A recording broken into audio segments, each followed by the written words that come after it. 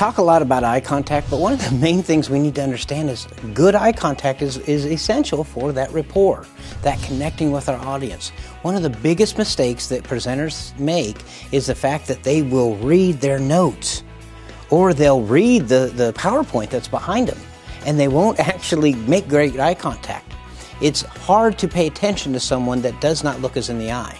So if we are just reading that presentation, and we're reading word for word, or maybe we're just, we just have our face buried in it, or we're doing worse, we're reading the same slide that they're reading, we have no connection with their audience. We have no ability to persuade them to take the action we want them to take, because we didn't even do the most important thing, and that's build that rapport and the connection with them with that great eye contact. So never forget how important eye contact is.